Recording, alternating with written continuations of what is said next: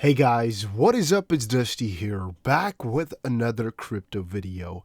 And today, I want to talk with you guys about Ripple and XRP, and really about why you will always win holding this crypto. And I also want to talk with you guys a little bit about Tron, TRX. It's actually about a subject we've already covered earlier today, but still there's a couple of points that I really want to address to you guys, and that I think are really insane in a good and a bad way, and so we're also going to get into that.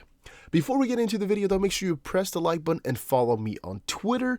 TheDustyBC is my name on Twitter. And also, we're going to do a giveaway. We're going to be giving away $50 worth of TRX or XRP, depending on what you like. And all you have to do to enter is press the like button on this video, comment something down below, and make sure you have the notification bell on. If we hit 299 likes within 24 hours, we're giving that away. So, today, we're going to be talking about why you will always win holding XRP. And I know some people will take this video out of context and say, oh, I must put all my money into it and I'll be rich, right? Or something along those lines. And that's definitely not what I'm trying to say. The purpose of this video is showcasing you guys some knowledge as to why investing in currencies can be profitable over a longer period of time, and also why you should not be as worried as you might be over holding cryptocurrencies, again, over a longer period of time. So, why have I shown you guys here the XP retirement plan again? Well, there's actually a couple of reasons for that. First of all, I'm really proud of my of my retirement plan. Second of all, I think you should always have a exit strategy in place for if you're kind of done with hoarding money. And third of all, it's to kind of prove my point of longer term growth. And now to start this all off, we gotta kind of get into some concepts that some people might know, some people might not know. And the first of that all is dollar cost averaging.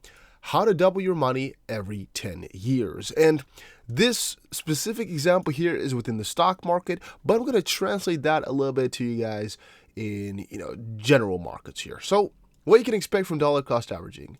Well, for my analysis of the US stock data, the typical yearly returns from dollar cost averaging, including dividends, seem to be around 7 or 8%, usually a little bit lower than the return from a buy and hold approach. That might not sound like much, but this is more or less the reality of stock market investing over long time horizons. At least you're doing better than a savings accounts, bonds, or real estate. The following equity curve recreates the dollar cost averaging approach, and the results show the performance of investing $1,000 each month into SPY, the S&P 500 ETF between 2008 and 2018. And you can here see exactly the statistics of what went on, and now let me explain to you what we're really talking about here.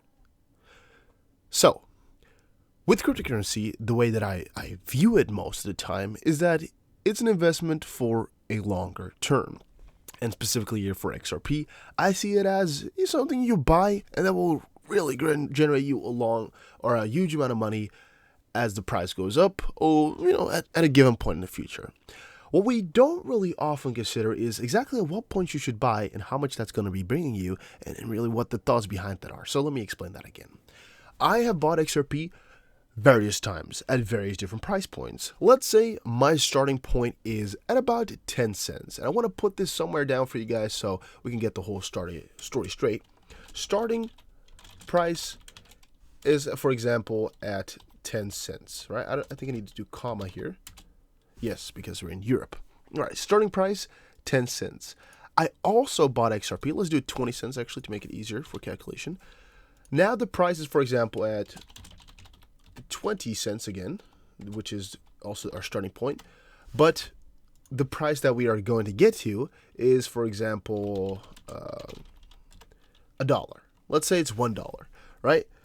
What happens at this point, right? I've 5 times my money, because from here to here is, of course, a 5 times gain, right? The price now is 20 cents, and at $1, I'll have 5 times my money, because at this point, if I invested $1,000, it will be worth $5,000.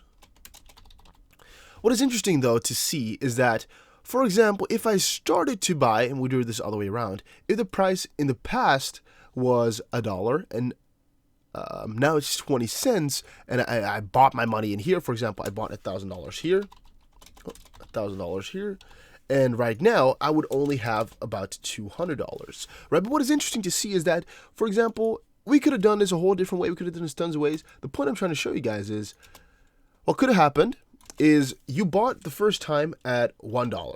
A second time you bought at 50 cents, and a third time you bought at 20 cents, right? That is, of course, very different than buying $1, $1, and $1. Why is that so? Because you're averaging your price down this way. For example, you bought, $1,000 each time. Your average price of coins will be the average of these three prices. So you gotta just add them up. $1, 50 cents means this is $1.70 divided by 3.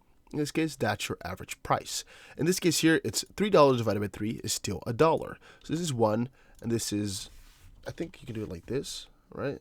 Is sum of, no wait, how do we do this again? Is sum of these 3 divided by 3? Can we do that? Or, oh, I did 5, not 0.5. All right, I have to do 0.5 and 0.2. There we go. All right, so here you can see the average prices and the difference there. So again, this is a very big introduction for my point that I'm trying to make. The point that I'm trying to make is you should always layer your way down. You should always buy at lower prices. And this we are actually doing, most people are doing that on a bigger scale. And that's what this dollar cost averaging is for as well. But this dollar cost averaging is just saying, all right, every time it goes such a percent lower, you buy exactly double. In this case, you don't have to buy exactly double. You can always just buy, any X amount or Q that you want to invest at any point. The point is, though, that you should always buy whenever the price goes lower. In this case, if you start at $1, valid points will probably be, 60 cents, maybe, or 70 cents, and then maybe again at 50 cents, maybe again at 30 cents. But let's say, for example, now, if you stepped into XRP right now, your first price that you got into was, let's say, about 0.27. Right now, you should make for yourself a good strategy, right? Because you want to make some money. Right now, if the price goes to 50 cents, you'll have doubled your money. That's true. But if it goes to 13 cents, let's say the price is right now is 26 to make it easy. If it goes to 30 cents, you'll have half of your money left. And the cool part about it is, though, is that if we were to go again to 50 cents right now, you would have had double. Let's do it. I don't know. How did you divide with this? Is this divided by this? Should we do it like that? Yeah. But let's say, for example, that you didn't just, buy all your coins here, but you bought twice. You bought once at 26 cents and once at 13 cents, right? Then, again, if you bought the same amount of coins, we're just going to assume that you did, it will be the average of these two prices, right? It will be this plus this divided by 2. Right, so it's in this case 39 divided by 2. Let's say it's about 20 cents. We can do it. Let's just do 20 cents to make everything easy. Right, it will be 20 cents. So if it then goes to 50 cents, 0.5, it'll be exactly. Okay, yeah, you have 2.5 times your money instead of 1.9. Now again, there's some rounding done here, but it's to give you guys a simple idea of exactly what's happening here and how much money there is to be made. Right, this was just a very big introduction to a very simple but very important topic of making money in these markets and having a long-term goal. Now, all right, so what this retirement plan is all about is, first off, you should have some retirement goals. And retirement goal, a good one to start off with is $1 million. Why is that? Because you're on average going to make at least 5% a year. At least that's what your goal should be. And you only need 4 of that net to retire. Because out of the 1 million, if you get 4% out, you'll have $40,000 a year, about $3,500 a month to live above tax-free. Because depending on what taxes you have for money, so like for, I don't know how it works in America actually, for just holding money, depending on what tax you have on there. There's 1% to increase your balance all the time, 4% to, again, cash out every time, and then you also are going to need maybe like 2% every year for inflation. So let's put it at 7%, maybe 8% if you also have to pay some tax on there, depending on, if you don't have any normal income anymore. Because maybe you have some, I pressed LinkedIn. Maybe you have some other income on the side there, which you can use to pay those taxes. I don't know. And then you should choose a point where you want to retire at, for example, $1 million, $2 million, $5 million, depending on how much you want a month, of course. Your XRP price prediction for any point that you want to retire at, you should choose any one of these.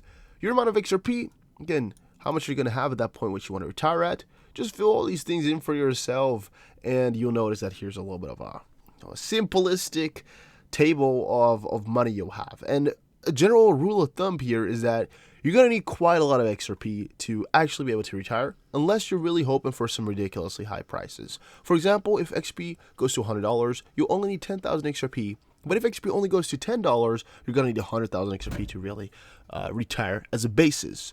All the yellow here is doable to retire. All the white is definitely not going to cut it. All right, retiring is actually really quite expensive if you want to live lavishly and happily. In theory, you could also retire with 250,000 or 500,000, but it will just not be as comfortable, and I would not recommend it at all unless you really want to live your life in poverty for the rest of the time. And also, you got to think about, just what your goals are. I mean, in theory, your money's going to always keep growing because you're taking 4% out and 1% leaving in, but it's going to go at such a slow pace that it might be better for you to just, grab some more money at first and then retire than to already stop it.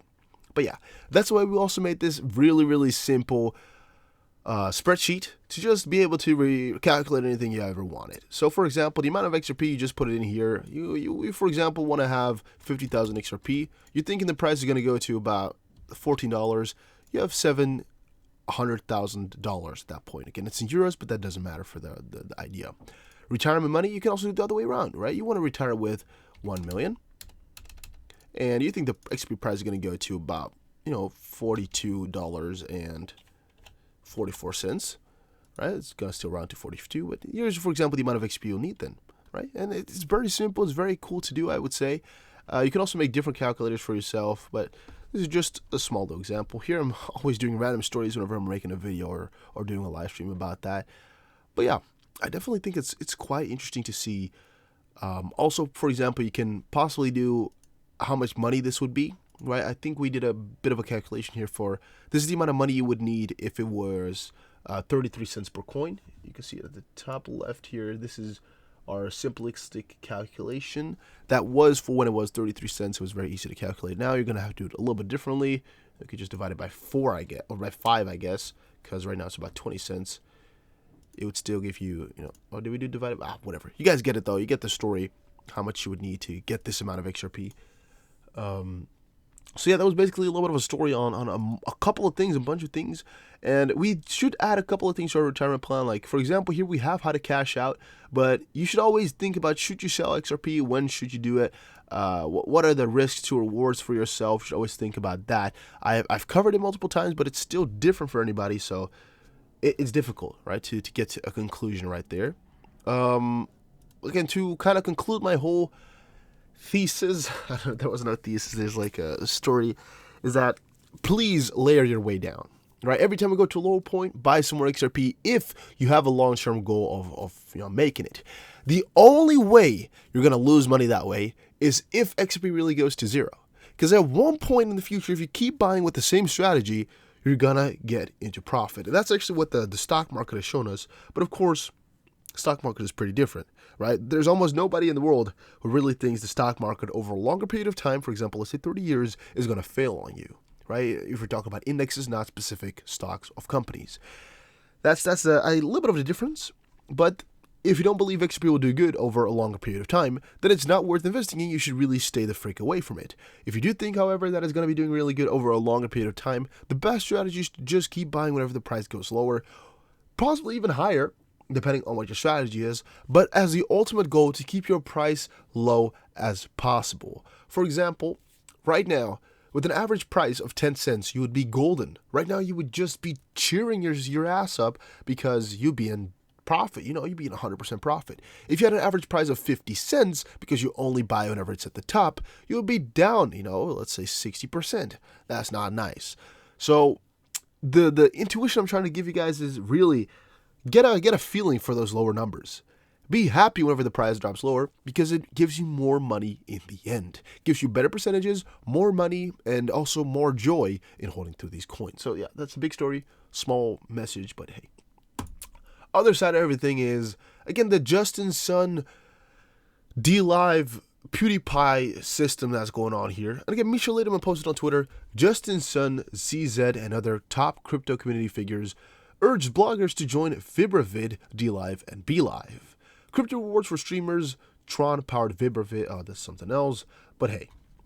I checked it out, and I don't like the Photoshop they've done here either, because it kind of makes him supportive of Tron a little bit more than he really is. You can see here on the left, you can see a little bit of a white part, and I just don't believe this one. Could be real, but it seems a little bit odd for him to make such a picture. I don't know. I don't buy this one. I don't buy it. No, I don't buy this one. I don't buy this picture. No, I can't. But in the end, even if, it's not Photoshopped, it's about the idea.